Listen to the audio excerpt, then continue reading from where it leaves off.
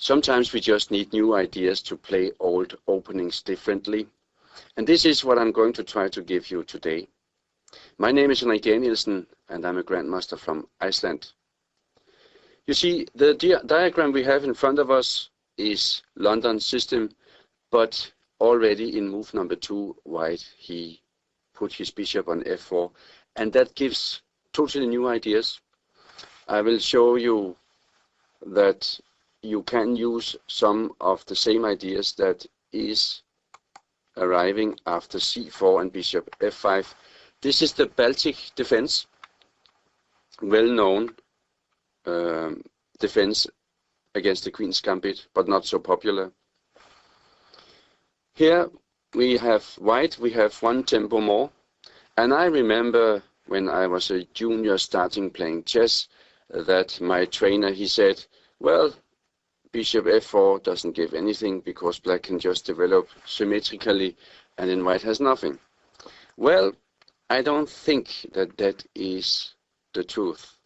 Actually, I think white can take the initiative here with playing the move c4, but he needs to play c4. He needs to get this pressure in the center, and c4 is the only move here to get that pressure.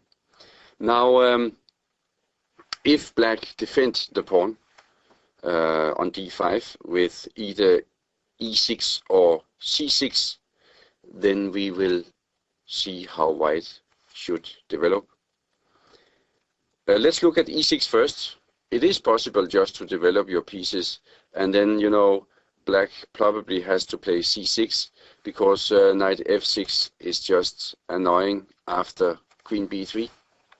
This queen is putting pressure not only on b7 but also on d5, giving white advantage. So that's why black probably should play c6. But you see, after queen b3 and queen b6, then we get a tight position forcing black into our pattern, because after queen captures b6 forced, we capture back with the a pawn and have opened up for our rook on a1. It has a great pressure along the a file, and with this c5 pawn, then we have space advantage, and space advantage is really important in chess, of course. So this position here is just better for white, and that's what we play for. So let's look after c4 at c6 move. Here after e3 and e6, I suggest white just to play queen b3, and after queen b6 then just go for c5, and then we get into the same tight position that is to white's advantage. And after b4 here we have the same story, great pressure in the center. We just have to remember that black's only contra attack is to push e5, e6, e5.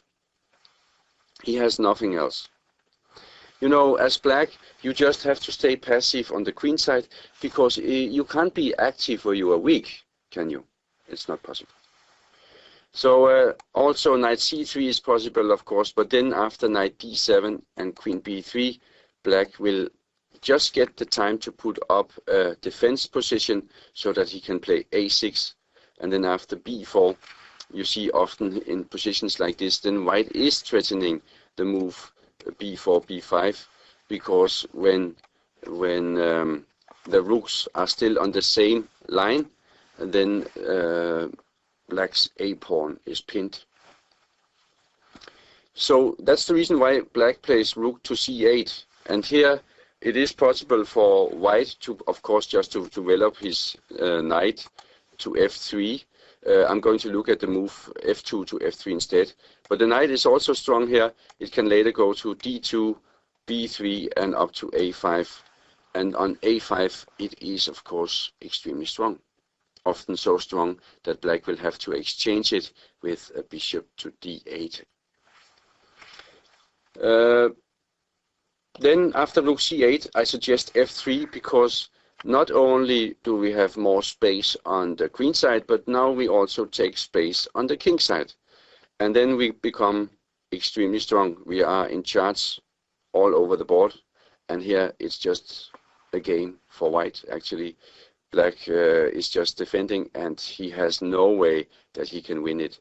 And then we need to also remember that the knight also from e2 can hit the a5 square.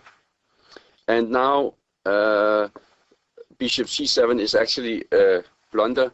He wants to be able to defend his pawn on b7, and he didn't like to castle black, because after knight a5 and an exchange on a5, then this type position is just much better for white.